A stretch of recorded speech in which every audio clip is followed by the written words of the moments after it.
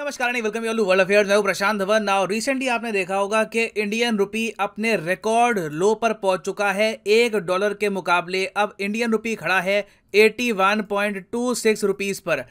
Now अब situation देखिए in the future और बदतर हो सकती है। बहुत सी रिपोर्ट्स क्लेम कर रही है कि रुपी आराम से 82 का मार्क भी तोड़ सकता है।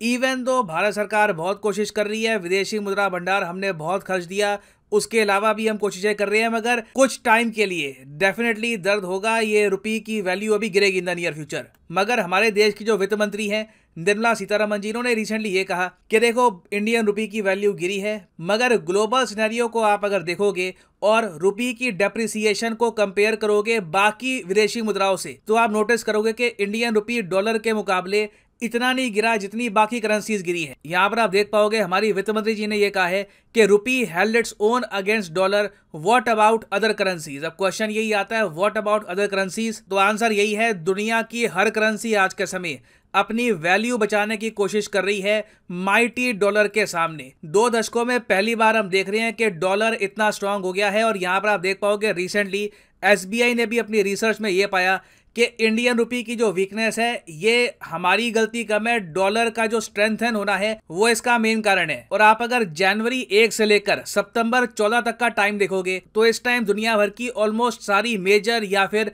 मिडिल इनकम कंट्रीज की जो करेंसी है ये गिरी है।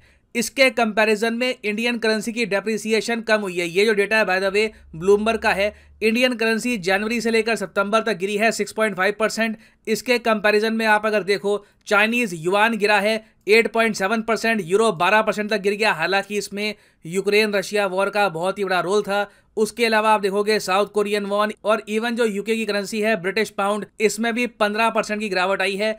पाकिस्तान की गिरावट आप अगर देखो तो ऑलमोस्ट 24% आपको दिखेगी। और पाकिस्तान की गिरावट ऑब्जर्व करना हमारे लिए इंपॉर्टेंट इसलिए है क्योंकि एक साल गया था हमारा 2013 का, जब एक ही साल में हमारा रुपी 25% गिर गया था। यहाँ पर आप देख पाओगे, ये आपके सामने आर्टिकल है 2013 का। यहाँ पर लिखा है rupee hits fresh low of 68, slips nearly 25% so far in the year 2013। और उसके बाद हमारे रुपी ने रिकवरी भी करी थी।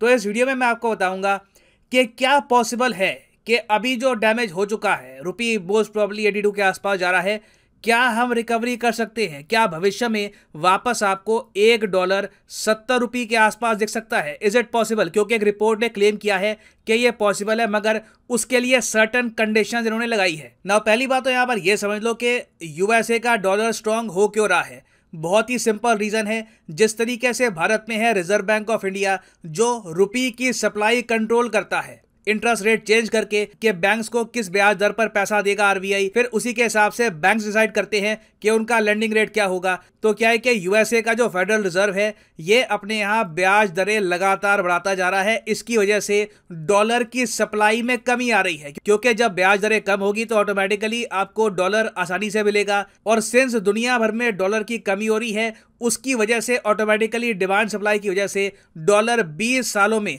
अपने स्ट्रॉन्गेस्ट पॉइंट पे पहुंच चुका है। और जैसे मैंने आपको बताया था, डॉलर से अपनी करेंसी को बचाने में हर कंट्री अलग तरीके से काम करने की कोशिश कर रहा है। फॉर एग्जांपल इंडिया में हम देख रहे हैं कि स्टेट बैंक ऑफ इंडिया ने रिसेंटली ये कहा है कि स्टेट बैंक ऑफ इंडिया ने अब लोकल जो हम ट्रेड करते हैं साउथ एशिया में, वहां पर भी एक्सपोर्टर्स इंपोर्टर्स को यह कह दिया है कि बांग्लादेश से भी अगर आप ट्रेड करते हो ना तो वहां पे डॉलर अवॉइड करिए, अपनी करेंसी को डॉलर में कन्वर्ट मत करिए, सीधा रुपी से लेकर टका में ट्रेड करिए। इंटरनेशनल ट्रेड में प्रमोट करना बहुत ही इंपॉर्टेंट है। और सेम हम करने की कोशिश कर रहे हैं सऊदी अरेबिया के साथ, कई और कंट्रीज के साथ, मगर जो ऑप्शन इंडिया के पास है वो बाकी कई देशों के पास नहीं है। फॉर एग्जाम्पल मैं आपको बताऊं, जापान की करेंसी है येन, ये इंडियन रुपी से कई गुना ज़्यादा गिरी है। और रिसेंटली हमने देखा कि पहली बार 1998 के बाद से पहली बार जापानीज गवर्नमेंट ने खुद बड़ा एक्शन लिया है अपनी करेंसी को बचाने के लिए। और ये एक्शन क्या हो सकता है?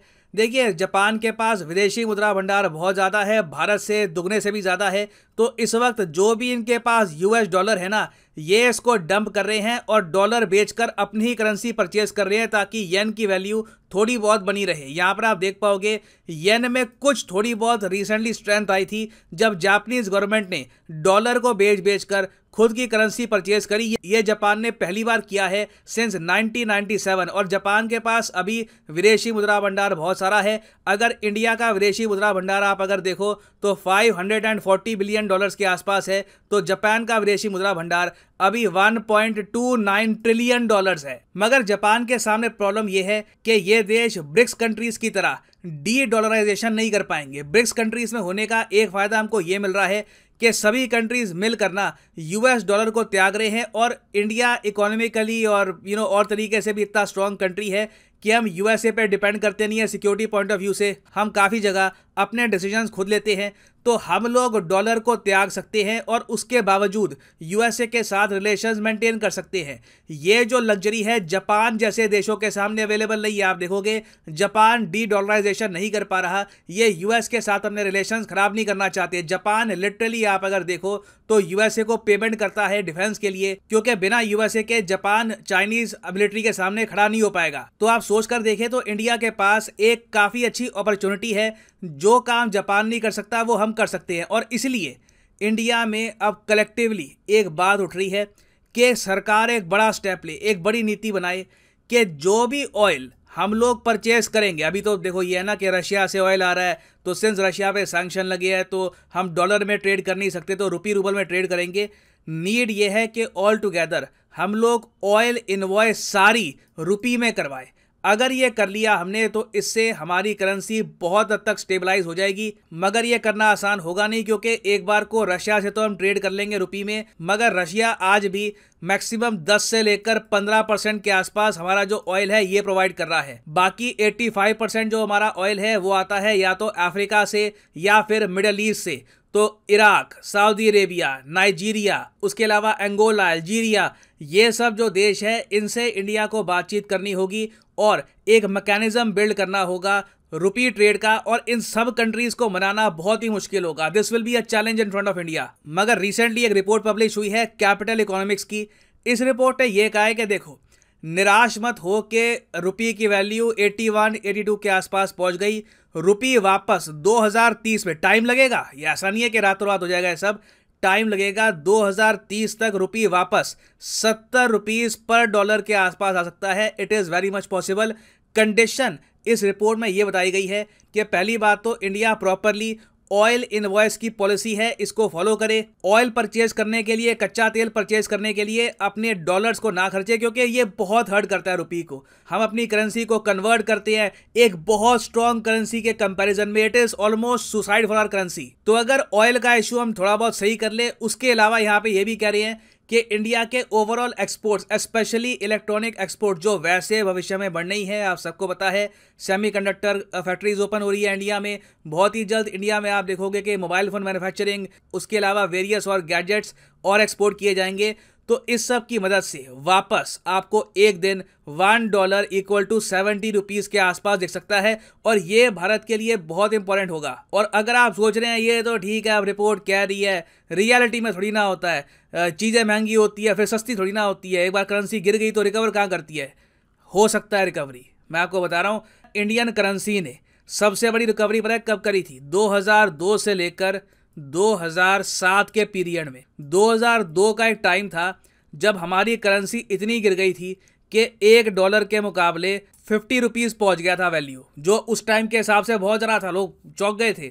मगर फिर हम लोगों ने अपने एक्सपोर्ट्स इंप्रूव किए, पॉलिसी में चेंजेस किए, और धीरे धीरे 2007-8 तक आते आते हम 50 रुपीज़ पर डॉलर से पुल बैक करके इसको 40 रुपये पर डॉलर भी लेके आए थे। हाँ, वो अलग बात है, बाद में फिर इकोनॉमिक क्राइसिस आ गया 2007-8 का। फिर उसके बाद तेल के जो दाम है ये भी महंगे हो गए, कई प्रॉब्लम्स हुई है। मगर जिस तरीके से हम परमानेंट सॉल्यूशंस निकाल रहे हैं बहुत सी चीज़ों का, मैं आपको बता रहा हूँ पॉसिबल है कि वापस आने वाले कुछ सालों में हमारा रुपये स्ट्रांग बन सकता है, और इस बार ये स्ट्रेंथ कायम रहेगी, वापस रुपये फिर डेप्रिशिएट भी नहीं करेगा। तो नीड यहाँ पर यह है कि सरकार कॉन्स्टेंटली कोशिश करे कि दुनिया भर के कंट्रीज के साथ हम रुपये में अपना ट्रेड इंक्रीज करें। इसमें ऑब्वियसली डॉक्टर एस जयशंकर, विदेश मंत्रालय, इनका क्रिटिकल रोल रहने वाला है। पहली बार हम देखेंगे फाइनेंस मिनिस्ट्री और जो हमारा विदेश मंत्रालय है मिलकर काम करेंगे इस इशू को लेकर। अपने आप में बहुत मुश्किल कार्य है, but it can be done. तो इस टॉपिक पे इन द फ्यूचर कोई डेवलपमेंट होती है तो मैं अपडेटेड वीडियो ले आऊंगा। फॉर द टाइम बीइंग ये है अंत इस वीडियो का। Thank you for listening and as always God bless you all.